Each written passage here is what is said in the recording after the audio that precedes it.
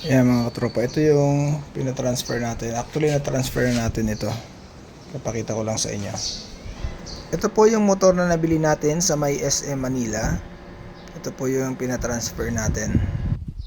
Paano nga ba magpa-transfer of ownership? So, yan po ang i-share natin sa video natin ngayon. Step by step po natin i-share para malaman nyo at masundan nyo kung paano ang gagawin. Siyempre, kung hindi ka pa nakapag-follow dito sa aking page, follow mo na to.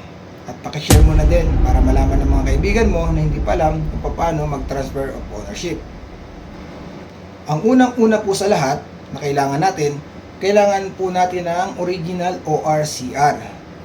At kailangan din natin ng original deed of sale, kailangan po ito ay notarized.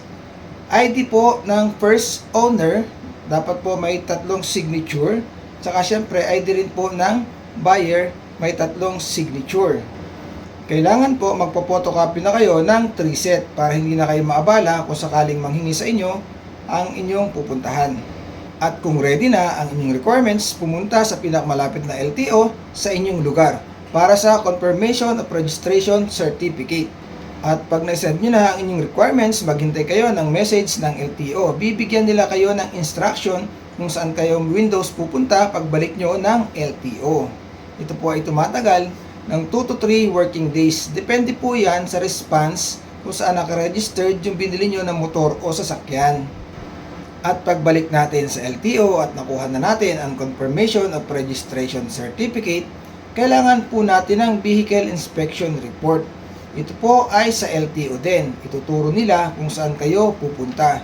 At ang isa pa po, kailangan po natin kumuha ng panibagong insurance. Kasi yung insurance po ng sasakyan na nabili natin ay nakapangalan pa sa first owner. Kailangan po ang insurance natin ay under sa ating pangalan. Kasi itatransfer nga po natin sa ating pangalan. At kapag okay na po, pwede na kayong pumunta sa pinakamalapit na HPG sa inyong lugar.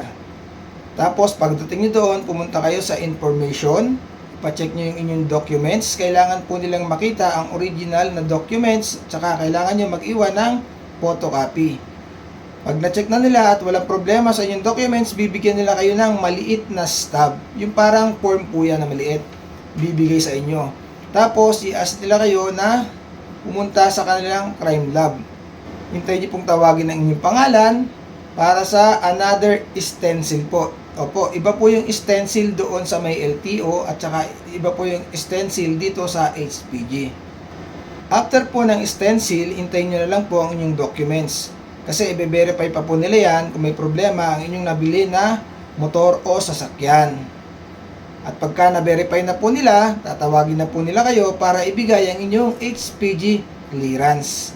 Note po, bago po kayo umalis, paki-double check po lahat ng information na nakalagay doon sa HPG clearance. Dapat po yan ay tama mula doon sa notary deed of sale at sa inyong ORCR.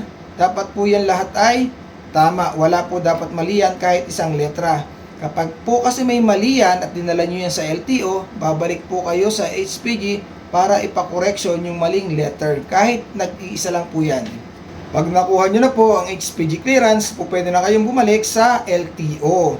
Tapos isubmit nyo po yung documents nyo doon at maghintay na lang kayo tawagin for payment. Siya nga po pala, ang binayaran ko dito ay 60 pesos lamang. Nice! Pagkabayad nyo po, maghintay na lang po kayong tawagin ulit dahil ginagawa po ang inyong original na CR. At pag nakuha nyo na po ang inyong original na CR, congratulations po dahil ito ay matagumpay na nakapag-transfer of ownership. At maraming salamat din po sa panonood ng video na to. At kung ito pong video na ito ay nakatulong, pwede naman pong makahingi ng isang follow at pakishare mo na rin po sa mga kaibigan mo na hindi pa alam ang gagawin sa pagta-transfer of ownership. So hanggang doon na lang mga katropa at hanggang sa muli, paalam!